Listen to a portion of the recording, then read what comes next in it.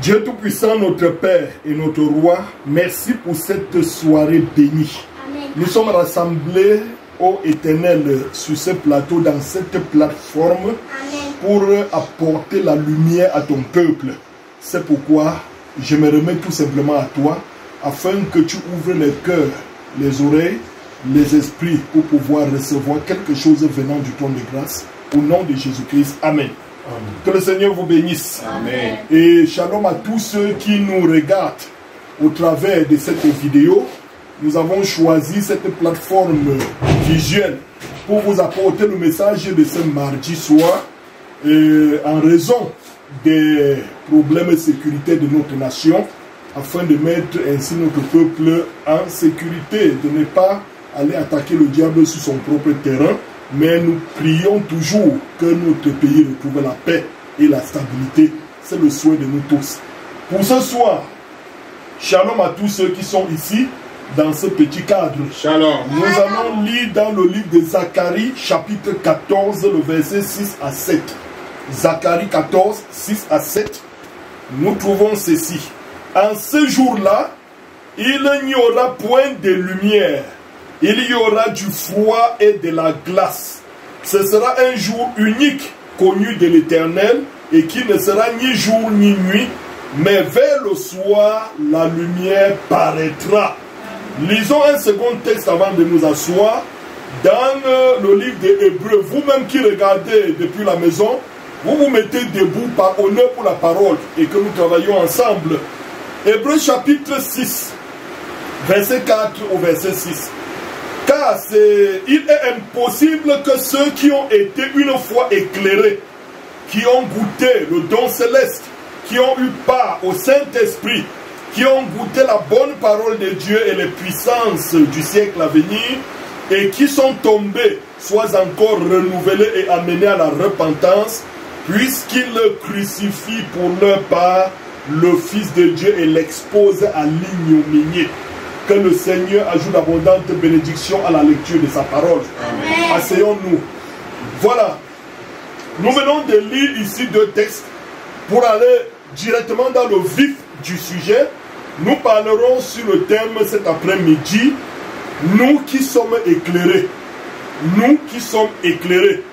Entendez par là, nous qui sommes dans la lumière. Ou nous qui avons reçu la lumière.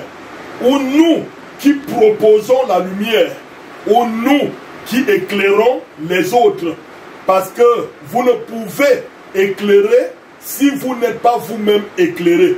Alors le thème c'est nous qui sommes éclairés. Il faut déjà aller savoir ce que chacune de ces expressions signifie, en quoi ça nous ramène, pour mieux comprendre le fond de ma pensée cet après-midi.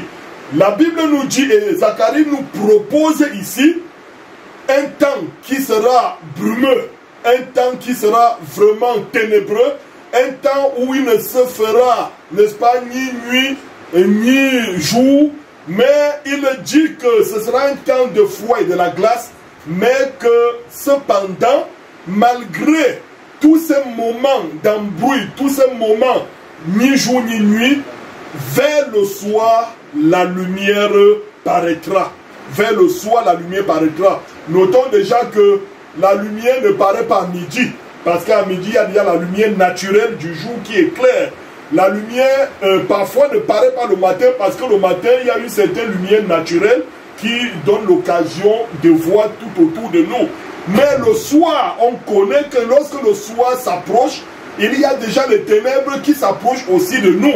Et pour cela, pour avoir une visibilité claire tout autour de nous, il faut une sorte de lumière pour renforcer, n'est-ce pas, la lumière naturelle qui est en train ou qui est en voie de disparition.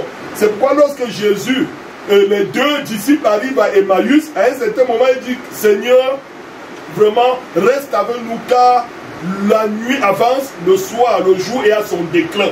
Donc, la lumière du jour est en train de disparaître pendant que les ténèbres du soir approchent. Et là, on a besoin d'une lumière spéciale. C'est de ça que nous voulons parler cet après-midi.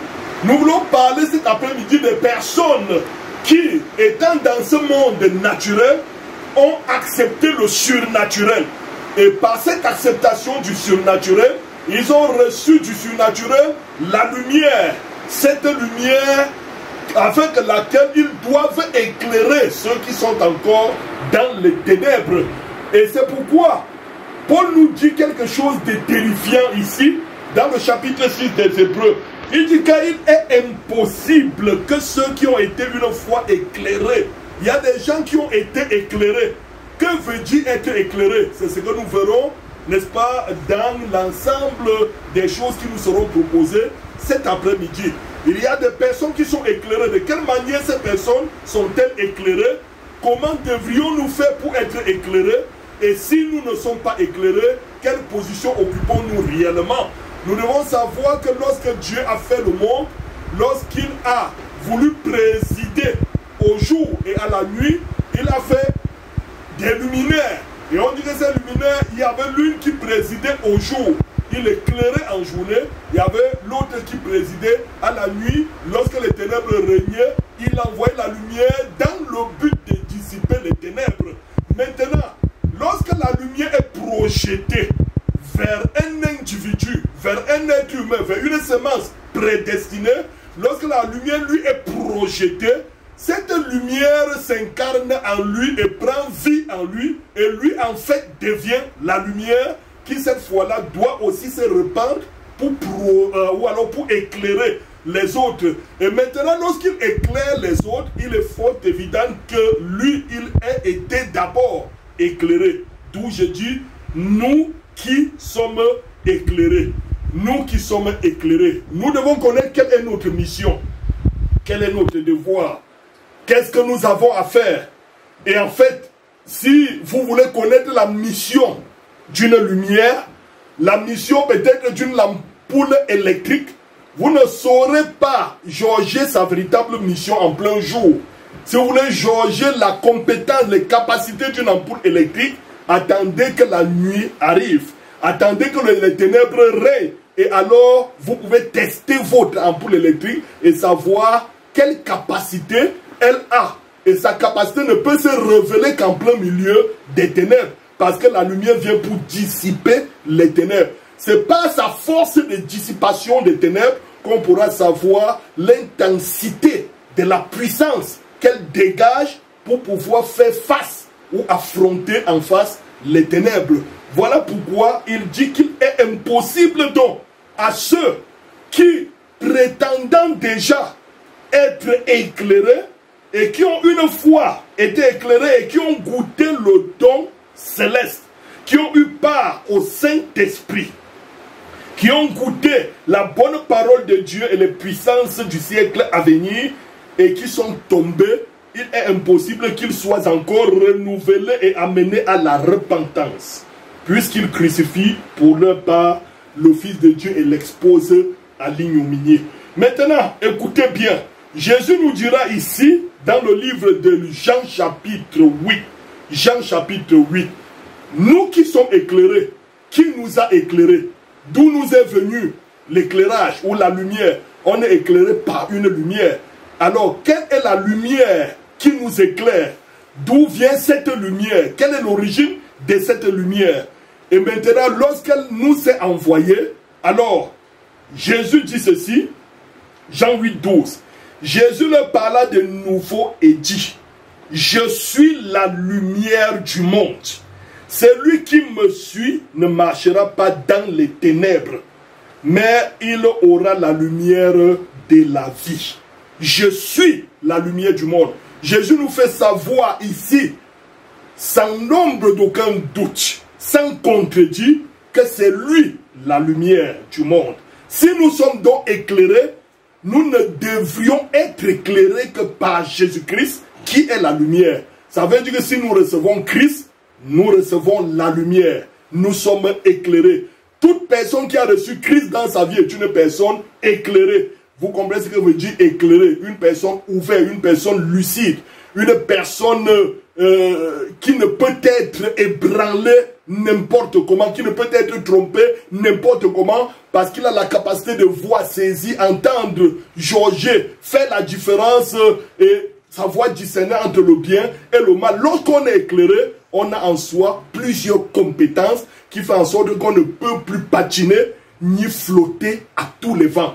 Et qui nous fait cette grâce? Jésus-Christ, qui est lui-même la lumière. Et il le confirme ici de sa propre bouche: je suis la lumière du monde.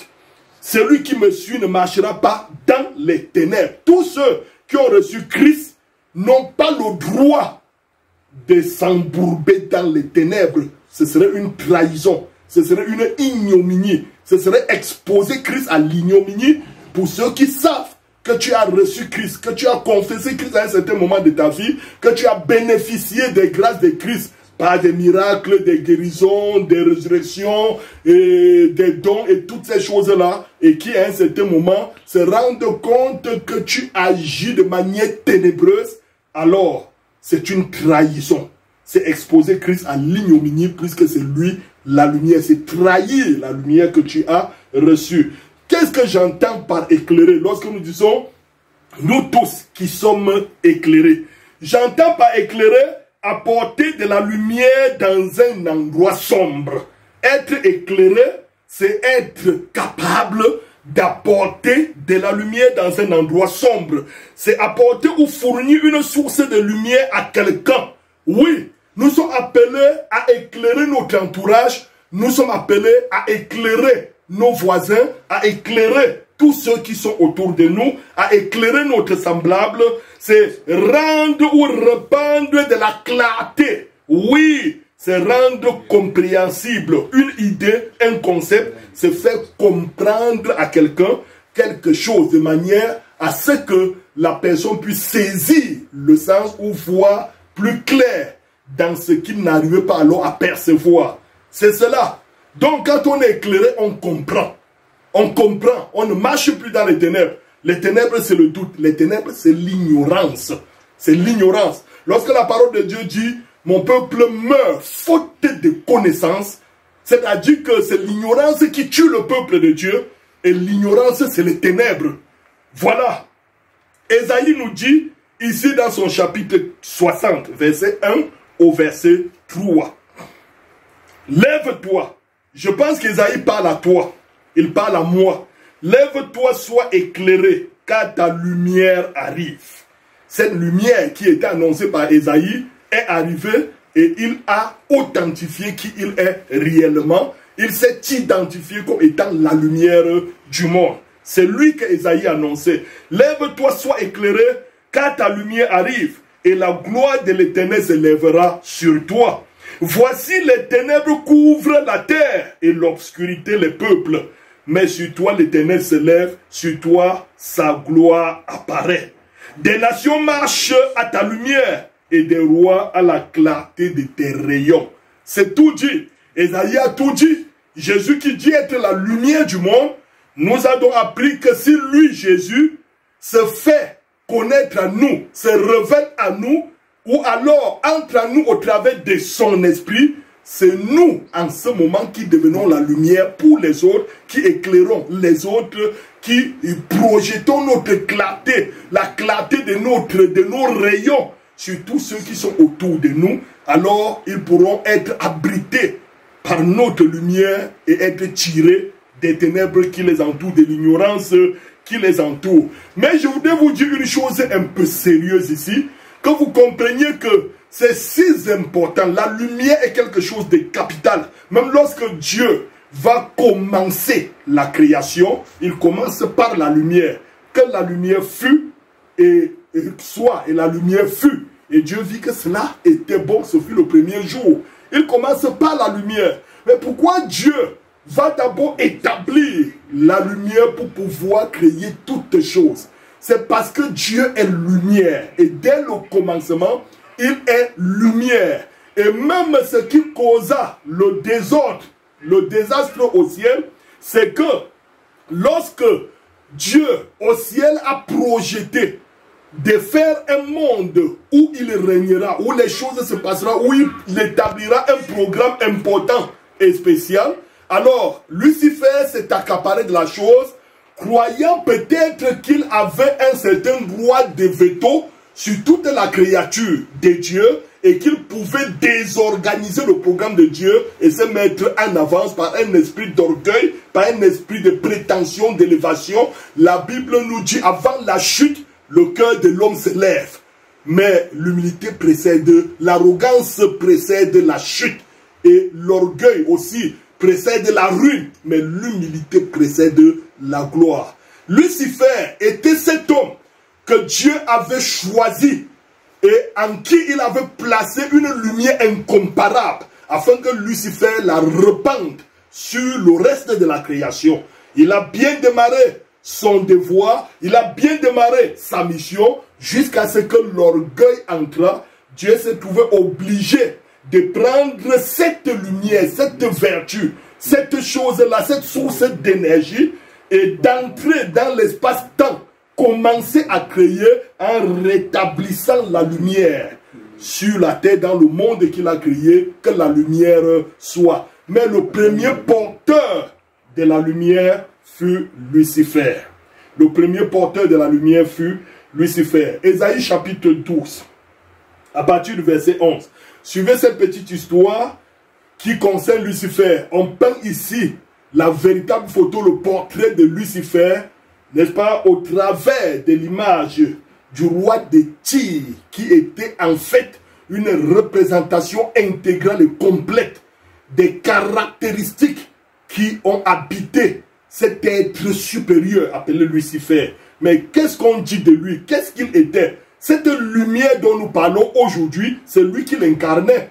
Mais lorsqu'il échoue sa mission, Dieu confie cette mission à l'homme. Et nous allons voir donc ce que Dieu attend de l'homme avec une telle lumière qui au départ, il attendait tout de Lucifer, qui n'a pas pu jouer son rôle. L'homme a intérêt de rectifier le tir, de corriger ce qui ne fut pas fait.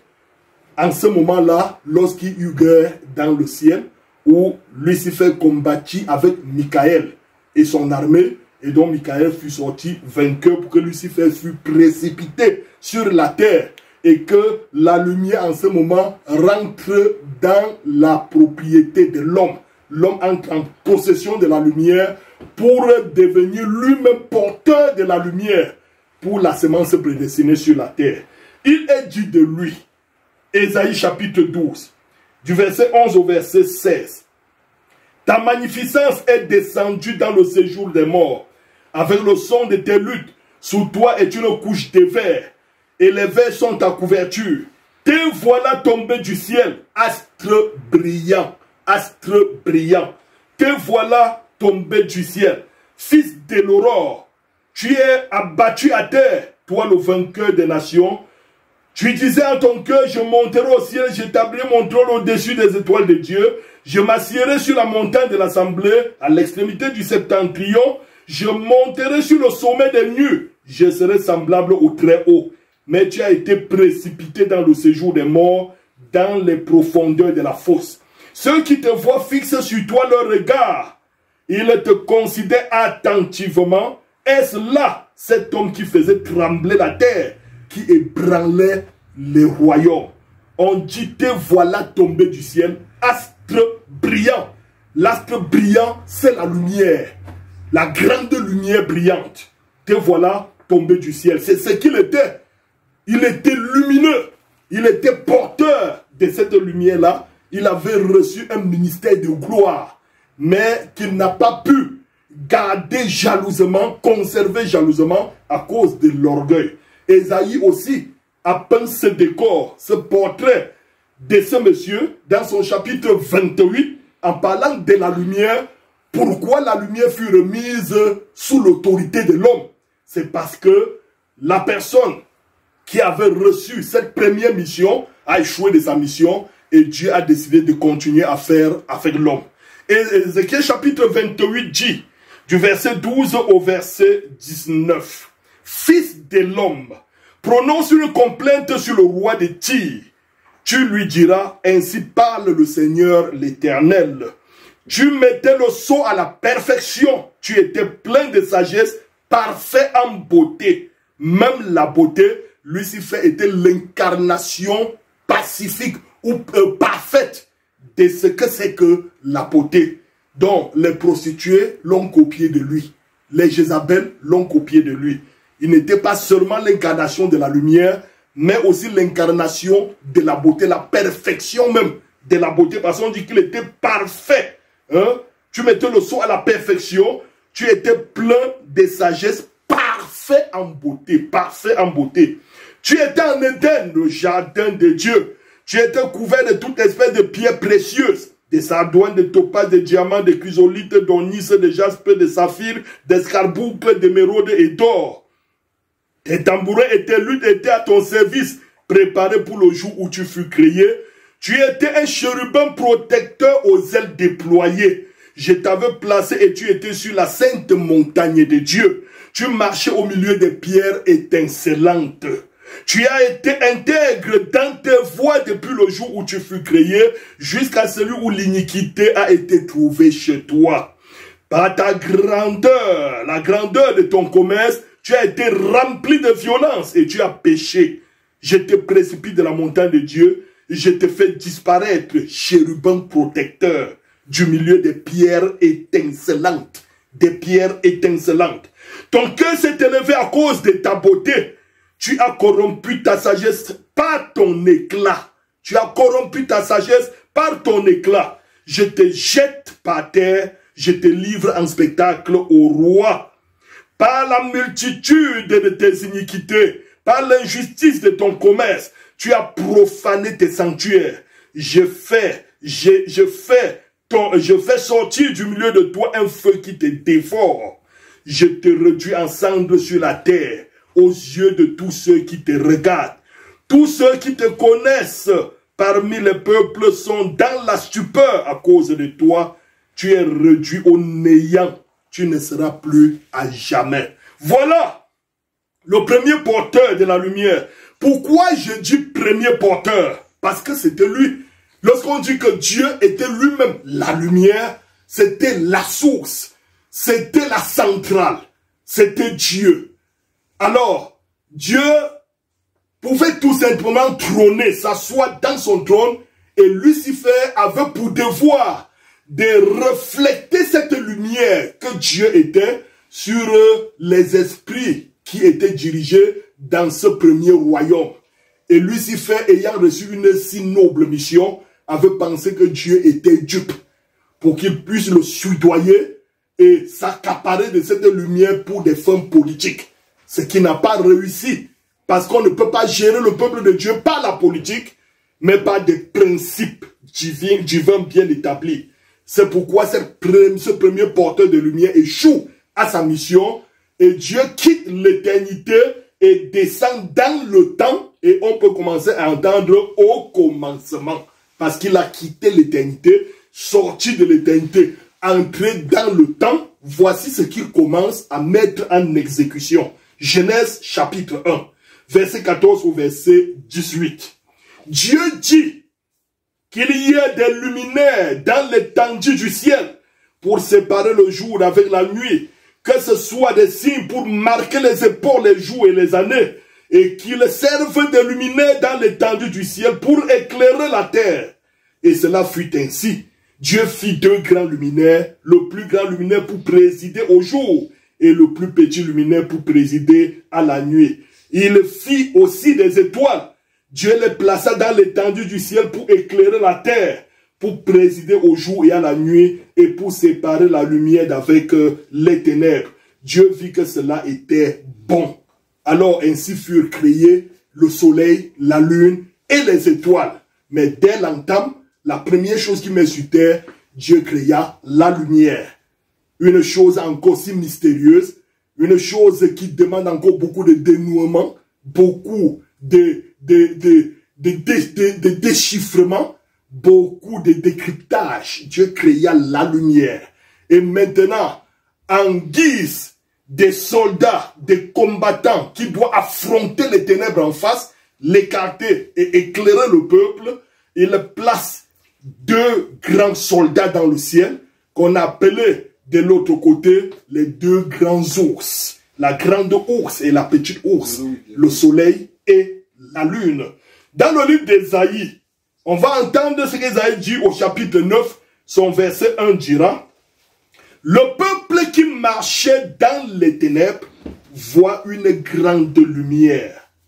Sur ceux qui habitaient le pays de l'ombre de la mort, une lumière resplendit. Ainsi, nous avançons progressivement vers la quintessence même de notre message de ce soir, nous qui sommes éclairés. Nous qui sommes éclairés. Avant que nous ne soyons éclairés, lorsque Lucifer a agi de la sorte au ciel, il est passé de porteur de lumière à dispensateur des ténèbres. Il a recouvré la terre des ténèbres, il en a fait des royaumes ténébreux sur la terre et il a placé l'homme dans une condition obscure, difficile. Et c'est pourquoi Dieu promet que dans cette condition, alors l'homme recevra la véritable lumière afin de la porter pour pouvoir éclairer les nations, afin que le peuple qui marchait autrefois dans les ténèbres lucifériens, qu'il voie une grande lumière, et sur ceux qui habitaient le pays de l'ombre de la mort, qu'une lumière resplendisse enfin. Quelle lumière? Quelle lumière devrait-il voir? Quelle lumière devrait resplendir? Quelle lumière? Voilà, dans le livre de Psaumes, chapitre 119, le verset 130, la Bible nous dit, voici la lumière que je vous propose dans ce soir. Voici la lumière que Dieu, depuis l'éternité là-bas, depuis le ciel, depuis la création, la lumière que Lucifer a blagué avec, comme Ésaü qui blagua avec le roi d'Énès. Voici la lumière que Lucifer portait pour éclairer les nations, en mettant le sceau à la perfection, mais qu'il négligea en foulant cela aux pieds. Voici la lumière que Dieu créa dès le premier jour pour que le monde entre dans une autre sphère très glorieuse. Voici la lumière qui nous est recommandée afin que par elle, nous puissions continuer, poursuivre la dispensation lumineuse, le partage de la lumière, de cette lumière-là, à ceux qui respirent encore l'obscurité des ténèbres. Voici la lumière qui nous est proposée. Somme chapitre 119, verset 130. C'est quoi la lumière? David dit, la révélation de tes paroles est claire. La révélation de tes paroles est claire et elle donne de l'intelligence aux simples. La révélation de tes paroles est claire. La lumière, selon le roi David, c'est la révélation de la parole. Tout le monde peut avoir la parole de Dieu. Tout le monde peut parler de la parole de Dieu. C'est une chose qui est connue de tous, qui est vulgaire. Tous peuvent en parler, convertis comme non convertis, chrétiens comme musulmans, comme athées, comme bouddhistes. Même les marabouts parlent de la parole de Dieu. Mais lorsqu'il s'agit de la révélation, alors nous sommes sur un terrain très difficile à percevoir par ceux qui ne sont pas entrés dans l'esprit. Lorsque l'esprit vous apporte ou vous interprète cette parole par révélation, alors vous vous sentez éclairé. Vous avez une lumière qui vous éclaire au sein des Écritures à comprendre ce que vous ne pouviez pas comprendre seulement en lisant les Écritures. D'où l'apôtre Paul dira la lettre tue, mais c'est l'esprit qui vivifie. La révélation, c'est la lumière. Dans le livre de Proverbes, chapitre 6, le verset 23, il est écrit, car le précepte est une lampe et l'enseignement une lumière. Et les avertissements de la correction sont le chemin de la vie. Le précepte est une lampe, l'enseignement une lumière. Et les avertissements de la correction sont le chemin de la vie. C'est pourquoi, petit enfant, jeunes, frères, sœurs, et vous tous qui écoutez, si vous voulez vous tenir sur le chemin de la vie, vous devriez savoir que Dieu a des préceptes. Et ces préceptes sont une lampe. Et vous-même, vous êtes appelés à être une lampe. Et une lampe, pour être important, utile, doit être allumée, doit recevoir une flamme, une lumière à l'intérieur. Et le rôle de la lampe, c'est de projeter cette lumière autour d'elle pour qu'un grand nombre en bénéficie. Nous sommes dans la lampe et si nous voulons être allumés et allumer les autres, nous devons recevoir l'enseignement de la parole par la révélation qui éclaire tout homme, qui éclaire ceux qui n'avaient que la lettre, qui éclaire ceux qui lisaient et ne comprenaient rien comme l'unique éthiopien. Et alors, si nous recevons cela, nous nous tiendrons sur le chemin de la vie. Quand Jésus dit « Je suis le chemin, la vérité et la vie », beaucoup de gens peuvent parler de Jésus sans être sur le chemin, peuvent parler de Dieu sans être sur le chemin, jusqu'à ce que Dieu envoie son prophète. Et qui est le prophète? Le révélateur de la parole écrite. Et lorsque le prophète révèle la parole écrite, alors cette révélation devient une lumière qui vous éclaire. Et lorsque vous êtes éclairé, vous éclairez aussi ceux qui vous écoutent. C'est pourquoi Jésus pouvait dire aux personnes éclairées, ceux qui vous écoutent m'écoutent. Ceux qui vous reçoivent me reçoivent. Ceux qui vous rejettent me rejettent. Parce que si Christ est la source, la lumière, et que les disciples reçoivent la lumière, alors les disciples sont propageurs de la lumière qui est Christ. Ils donnent Christ aux gens au travers de leur ministère. D'après Matthieu chapitre 5, le verset 15, il est écrit: on n'allume pas une lampe pour la mettre sous le boisseau, mais on la met sur le chandelier et elle éclaire tous ceux qui sont dans la maison. Le rôle de la lumière n'est pas d'éclairer le propriétaire de la lampe. Le rôle de la lumière, si une lampe est allumée, c'est qu'on estime que la personne qui allume la lampe veut donner l'occasion à un grand nombre d'être éclairés et de voir clair autour d'eux. C'est pourquoi la lampe est allumée. Alors lorsqu'on allume une lampe, ce n'est pas pour la cacher en bas du lit, ce n'est pas pour la mettre sous la table, mais c'est pour l'exposer afin que ses rayons se répandent et apportent l'éclairage, la vie à tous ceux qui sont autour et qui baignaient dans les ténèbres. Et la lumière que nous avons reçue, qui est Christ, qui est l'évangile, qui est la révélation de notre jour, nous avons reçu cela pas pour rester caché, mais pour être exposé, pour la répandre afin que quiconque autour de nous sache que nous avons reçu quelque chose de différent que la dénomination était incapable de nous proposer. Voilà le rôle de la lumière. Jésus poursuivra ici, n'est-ce pas? Il dira, mais juste avant, c'est là au verset 13. Nous avons lu le 15, 13 et 14. Il nous dit, vous êtes le sel de la terre. Mais si le sel perd sa saveur, avec quoi la lui rendra-t-on? Il ne sert plus qu'à être jeté dehors et foulé aux pieds par des hommes. Mais vous êtes la lumière du monde. Une ville située sur une montagne ne peut être cachée. Vous êtes la lumière du monde. Une ville située sur une montagne ne peut être cachée d'où. Il nous dira donc que si cette lampe est allumée, on ne peut la cacher. Si vous avez reçu Christ, vous ne pouvez plus être caché. Tout sera prouvé que vous ne pouvez plus entrer là où tout le monde entre. Vous ne pouvez plus boire ce que tout le monde boit. Vous ne pouvez plus manger ce que tout le monde mange. Vous ne pouvez plus agir comme tout le monde agit. Vous ne pouvez plus vous habiller comme tout le monde s'habille. Vous avez une vie particulière. Pendant que les autres vont à gauche, vous allez à droite. Pendant que les autres sont à droite, vous allez à gauche. Pendant que les autres se saoulent la gueule par l'alcool, vous buvez votre eau plate. Pendant que les autres se détruisent par les chambres, les cannabis et les stupéfiants, vous mangez de la nourriture, vous mangez des légumes, vous mangez des fruits naturels et vous croissez normalement comme là-bas à Babylone avec nos frères.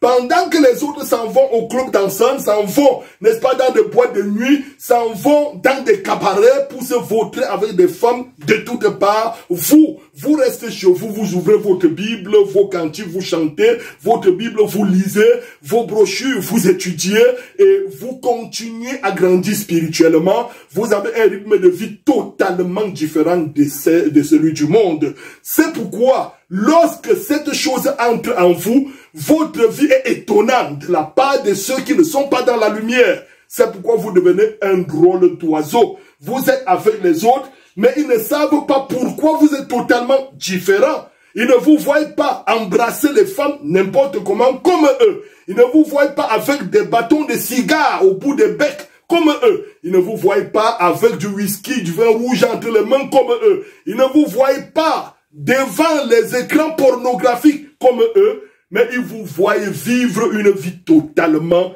différente, retirée, réservée, pure, pudique.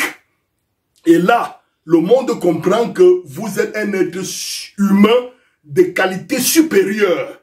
Vous êtes un homme qui ne vit pas avec les aspirations de la terre, mais dont toutes les aspirations viennent d'en haut. C'est même pourquoi on dit que vous êtes né de nouveau. Naître de nouveau, c'est naître pour une seconde fois. Naître pour une seconde fois, c'est naître d'une naissance totalement différente à la naissance naturelle. Naître différemment à la naissance naturelle, c'est que la naissance naturelle, c'est lorsque vous êtes né ici sur terre, mais la nouvelle naissance, c'est quand vous naissez du ciel. Alors, une personne née du ciel agit comme on agit au ciel. Ceux qui sont nés de la terre et qui n'ont pas encore expérimenté la nouvelle naissance agissent comme les ténébreux agissent ici sur la terre et dont ils ont besoin de la lumière. Le saint prophète de Dieu, William Branham, pointera cela du doigt en nous interpellant, nous qui sommes éclairés. Il dit malheur à nous si les païens meurent sans recevoir la connaissance. William Branham estime que nous qui sommes éclairés, nous avons quelque chose à apporter aux païens. Lorsque la femme samaritaine s'est retrouvée devant la source de la lumière qui était le Seigneur Jésus-Christ et qu'elle en a reçu immédiatement, elle ne se sentit concernée par la chose. Et lorsqu'elle se sentit concernée, elle balança sa cruche et courut dans la rue pour répandre la lumière qu'elle avait reçue. Lorsque l'évangile vient vers nous, alors cet évangile qui vient, nous devrons premièrement prendre une décision. Lorsque nous l'avons accepté, nous devons être convaincus. Lorsque nous sommes convaincus, nous devons nous sentir concernés. Et lorsque nous sommes concernés, ça veut dire que nous devions sortir, partager cela avec quelqu'un d'autre. C'est ça, répandre la lumière.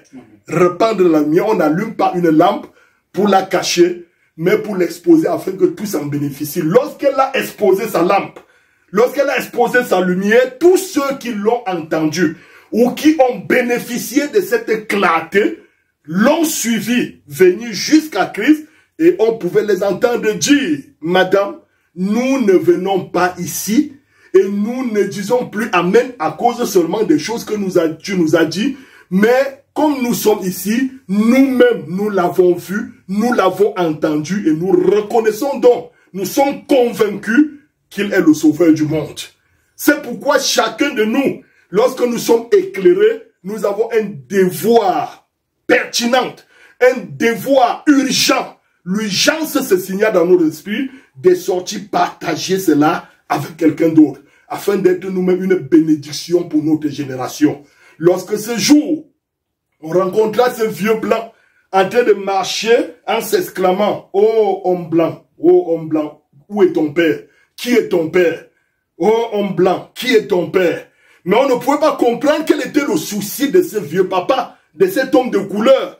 Mais lorsqu'on l'approche pour savoir pourquoi, hélas, sur l'homme blanc, et oh homme blanc, qui est ton père? On dit, mais quel est le problème? Il dit, homme blanc, si j'avais connu ce que vous avez connu depuis des décennies, depuis des siècles, je l'aurais amené à mon peuple.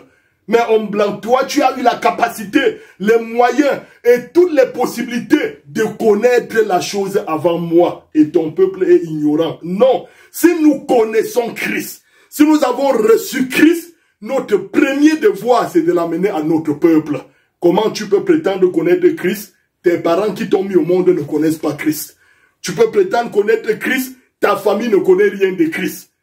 Nous avons intérêt à commencer par Jérusalem, vers notre peuple. Ô homme blanc, qui est ton père?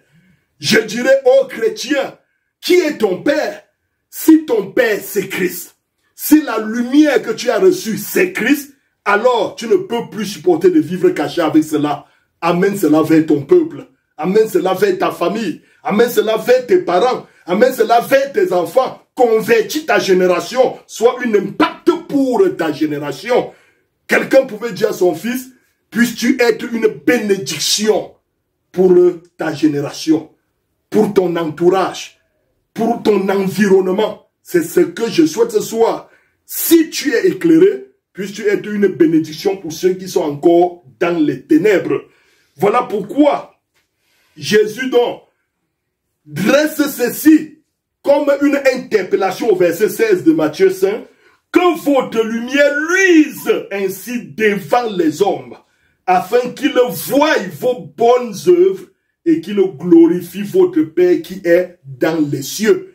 Que votre lumière luise ainsi devant les hommes, afin qu'en voyant vos bonnes œuvres, qu'ils glorifient votre Père qui est dans les cieux. Dans Luc chapitre 2, lorsque le petit bébé passa ce dimanche-là devant le vieux Siméon, lorsqu'il prit l'enfant entre ses mains, écoutez la déclaration, versets 30 à 32. Car mes yeux ont vu ton salut. Mes yeux ont vu ton salut. Salut que tu as préparé devant tous les peuples. Lumière pour éclairer les nations et gloire d'Israël, ton peuple. Si vous avez reçu Christ, si vous avez reçu le salut de Christ, alors vous devenez une lumière pour éclairer les nations. Vous devenez une gloire dans votre famille, une gloire dans votre entourage, une gloire dans votre génération. Vous devez être un monument de contemplation parce que les autres doivent voir en vous ce qu'ils n'ont jamais vu dans leur propre vie naturelle. C'est cela. Dans le livre de Jean chapitre 1, le verset 4 au verset 5 dit de lui, en elle était la vie était la lumière des hommes. La lumière, lui, dans les ténèbres, et les ténèbres ne l'ont point reçue. Et le verset 9 dit, cette lumière était la véritable lumière qui, en venant dans le monde, éclaire tout homme. Jésus a dit, je suis la lumière. Jean témoin, il était la véritable lumière. Cette lumière qui fut créée au départ, que la lumière soit, et qui fut envoyée dans le monde, qui prit un corps physique pour venir éclairer les autres corps dans les ténèbres. Alors, cette lumière nous déclare aujourd'hui que si son rayon nous éclaire, alors qu'est-ce que nous devenons? Il dit, nous devenons à notre tour la lumière du monde. La lumière du monde. Alors, nous vivons les dernières heures, bien-aimés frères et sœurs. Nous vivons les dernières heures des ténèbres. Et nous avons une mission dans ces épaisses ténèbres. Et quelle est notre mission? Déjà dans le livre de 1 Thessaloniciens au chapitre 5, l'apôtre Paul va nous mettre en garde de quelque chose. Il va pointer du doigt le temps-ci que nous vivons. Il va appeler cela l'heure des ténèbres. Un moment crucial. Un moment où l'obscurité bat son plein. Et nous allons bien voir ce que Paul appelle les ténèbres. Et dans ce monde de ténèbres, cette heure de ténèbres dans laquelle nous vivons, il faut qu'il y ait des enfants de la lumière pour montrer la différence. Dans 1 Thessaloniciens chapitre 5, du verset 1 à 9, vous notez, pour ce qui concerne des temps, pour ce qui est des temps et des moments, vous n'avez pas besoin, frère, qu'on vous en écrive, car vous savez bien vous-même que le jour du Seigneur viendra comme un voleur dans la nuit. Quand les hommes diront paix et sûreté, alors une ruine soudaine les surprendra, comme les douleurs de l'enfantement surprennent la femme enceinte, et ils n'échapperont point. Verset 4. Mais vous, frères, écoutez attentivement, mais vous, frères, vous n'êtes pas dans les ténèbres, pour que ces jours vous surprennent comme un voleur. Vous êtes tous des enfants de la lumière et des enfants du jour. Nous ne sommes point de la nuit ni des ténèbres. Ne dormons donc point comme les autres, mais veillons et soyons sobres. Car ceux qui dorment, dorment la nuit, et ceux qui s'enivrent la nuit. Mais nous qui sommes du jour, soyons sobres, ayant revêtu la cuirasse de la foi et de la charité, et ayant pour casque l'espérance du salut. Car Dieu ne nous a pas destinés à la colère, mais à l'acquisition du salut par notre Seigneur Jésus-Christ. Quand les hommes diront paix et sûreté, et les événements qui se déroulent sur terre actuellement, dans nos pays, actuellement avec des conflits, avec des guerres, avec des guérillades et tout ce qu'on vit dans nos nations, c'est les ténèbres qui envahissent déjà les nations. Il y aura des guerres, des bruits de guerre, des conflits, des divisions dans des familles, des ethnies et tout cela, des divisions même tribales et tout. Nous vivons toutes ces choses aujourd'hui et les pays sont menacés, les nations sont menacées. Tout ceci pourquoi? Pour pousser les gens dans les ténèbres. Les temps deviennent difficiles. Pour accomplir la prophétie de Paul, il y aura un temps où les hommes ne supporteront pas la saine doctrine. Et l'Esprit dit expressément que dans les derniers jours, il y aura des temps difficiles. Tellement difficiles que les choses deviendront chères. La vie sera difficile à vivre et à cause de cela, plusieurs perdront la foi et iront s'attacher à des esprits ténébreux. Iront même s'attacher dans des sectes pernicieuses pour chercher à avoir le bonheur. Et nous vivons ce temps, c'est ça les ténèbres. Et l'apôtre Paul met en garde en disant, ne prenez pas part aux œuvres infructueuses des ténèbres, mais plutôt condamnez-les, car il est honteux de dire ce qu'ils font en secret. C'est ce temps que nous vivons. Et pendant ce temps où beaucoup s'attachent aux charlatans, aux marabouts, beaucoup s'attachent à des sectes pernicieux dans le but, en quête du bonheur, en quête du développement personnel, en quête de la bourgeoisie, en quête de trouver et tailler un bon avenir, en quête du pouvoir, pendant que beaucoup courent vers ces ténèbres. Nous sommes les enfants de la lumière parce que nous avons reçu Christ. Nous avons une grande mission à accomplir dans ce monde des ténèbres, à cette heure des ténèbres. Et si la lumière a été créée pour dissiper les ténèbres, alors notre mission, c'est d'utiliser ce que nous avons reçu de Christ afin de dissiper toutes les puissances ténébreuses autour de nous et présenter la lumière à ceux qui nous écoutent, les placer sur le véritable chemin. La Bible dit, Jean chapitre 12, verset 35 à 36, écoutez, Jésus leur dit, la lumière est encore pour un peu de temps au milieu de vous. Marchez pendant que vous avez la lumière afin que les ténèbres ne vous surprennent point. Celui qui marche dans les ténèbres ne sait où il va. Pendant que vous avez la lumière, croyez en la lumière afin que vous soyez des enfants de lumière. Jésus dit ces choses puisqu'il s'en alla et se cacha loin d'eux. L'apôtre Paul va nous dire quelque chose ici, ou alors quelque chose a été dit de lui au travers du prophète Anania. Lorsque Paul est parti des ténèbres pour rencontrer cette lumière ce jour-là en route, une déclaration a été faite à son sujet.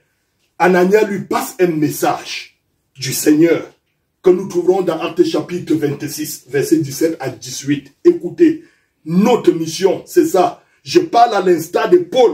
Voici là où Dieu m'attend avec la lumière que j'ai reçue. Mon frère, c'est ici que Dieu t'attend avec la lumière que tu as reçue. Voici la mission qui t'est confiée afin que tu utilises cette lumière-là comme l'outil approprié pour pouvoir faire le travail que Dieu te confie en ces jours des ténèbres. J'étais choisi du milieu de ce peuple. Ici, éloignons le nom de Paul. Il a déjà fait sa part, il est parti. William Branham a fait, il est parti. Lorsqu'il dit « je t'ai choisi », il est évident qu'il parle à toi qui écoutes. Il est évident qu'il parle à chacun ici en son nom propre. Une manière de dire « mais à quoi te sert la lumière que tu as reçue? Que faire avec cela, Seigneur ?» Et le Seigneur te répond au travers de ce texte de Acte 26. « Je t'ai choisi du milieu de ce peuple et du milieu des païens vers qui je t'envoie, afin que tu leur ouvres les yeux pour qu'ils passent des ténèbres à la lumière et de la puissance de Satan à Dieu. Pour qu'ils reçoivent par la foi en moi le pardon des péchés et l'héritage avec les sanctifiés. » Le rôle de la lumière que j'ai reçue, la mission importante que Dieu me confie au travers de cette lumière, c'est que nous qui l'avons reçue, c'est le choix de Dieu de nous donner la lumière, une manière de nous choisir pour jouer un rôle important dans ce monde-ci. Quel est le rôle? Quelles sont les attentes de Dieu pour le bagage qu'il m'a donné, pour le dépôt qu'il a placé en moi? Il veut que j'aille ouvrir les yeux à ceux qui sont dans les ténèbres, afin que ceux-là passent comme moi des ténèbres à la lumière, qu'ils reçoivent, n'est-ce pas, le pardon de leurs péchés, l'héritage avec les sanctifiés, et tout ceci sera possible par la puissance de Dieu, que cette lumière génère en nous pour nous dissiper et nous éloigner de la puissance satanique. Maintenant, la lumière, pour finir. Qu'est-ce qu'on entend par lumière? Est-ce qu'il s'agit de l'éclat d'une ampoule ou de l'éclat du soleil et de la lune? Ce que nous appelons lumière, c'est quoi? Quand Zacharie 14 dit au temps du soir, la lumière paraîtra. De quoi parle Zacharie? Est-ce que Zacharie voulait dire qu'au temps du soir, l'ampoule s'allumera? Est-ce que Zacharie voulait dire au temps du soir, la lampe tempête s'allumera? Non. Est-ce que Zacharie voulait dire au temps du soir, le flambeau sera allumé? Non. De quoi parle Zacharie? Quelle est la lumière qui devrait paraître au temps du soir? Notre prophète, William Branham, déclare ceci dans son message, le son confus. Au paragraphe 55 numérique, il dit, il arrivera un temps où cela aura lieu, où la Vierge endormie réclamera de l'huile.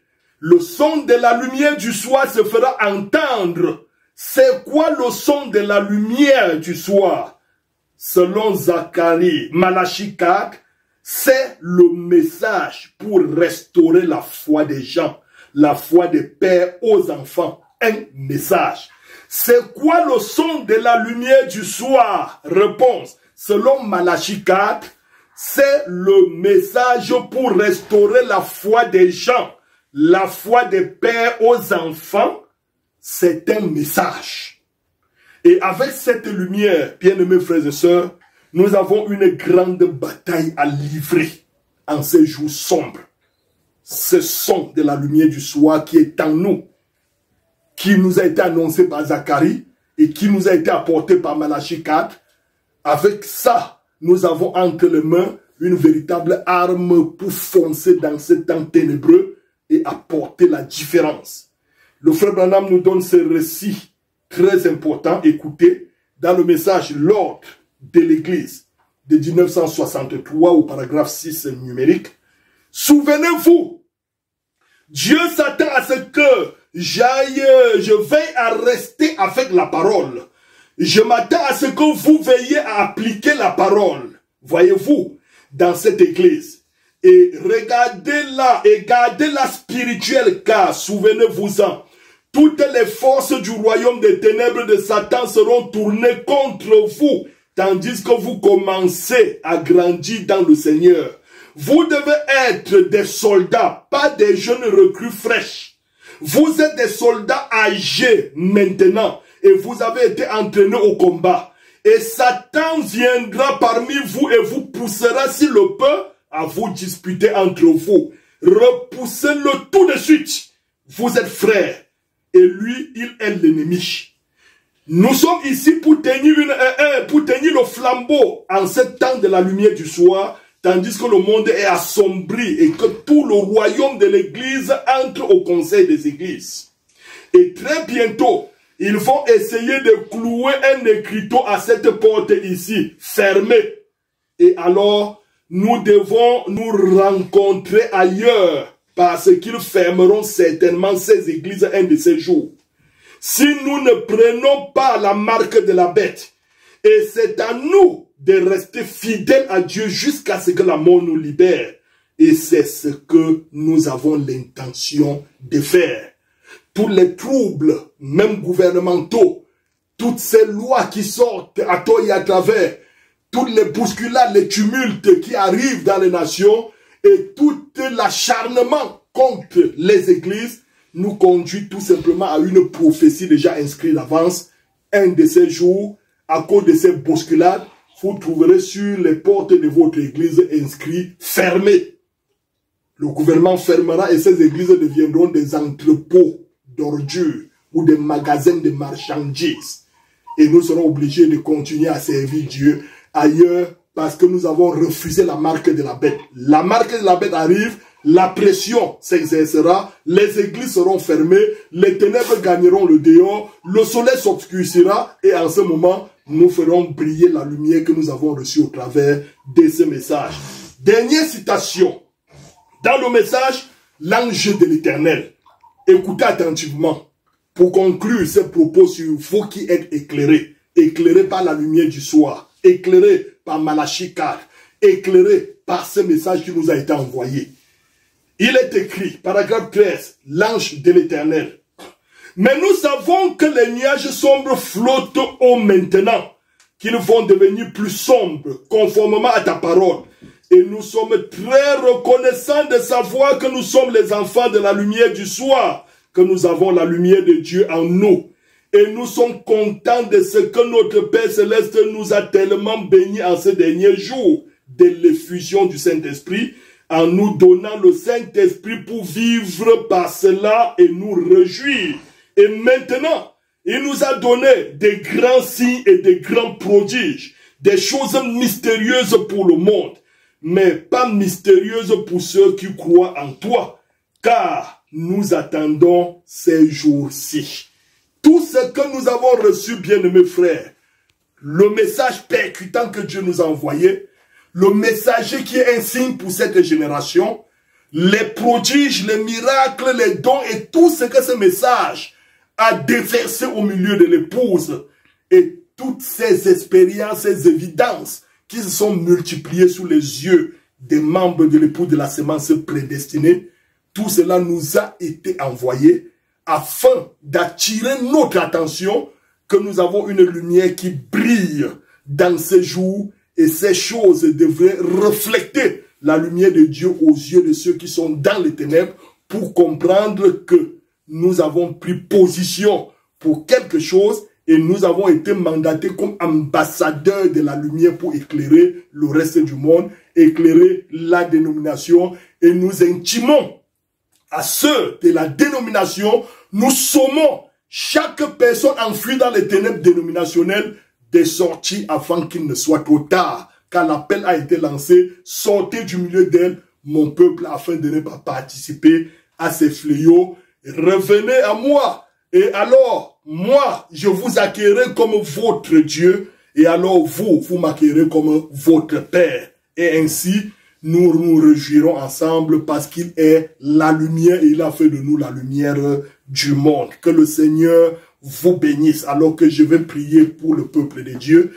Tout-puissant notre Père, tu as dit, tu es la lumière du monde, tu es venu pour éclairer les nations et tu nous as montré donc comment tu éclaires les nations. Tu le fais de cette manière que tu as placé cette lumière en nous afin que nous soyons le reflet de ta gloire aux yeux des nations. C'est pourquoi tu as dit que tous ceux-là qui croiront en toi au travers de nos paroles entreront dans la bergerie.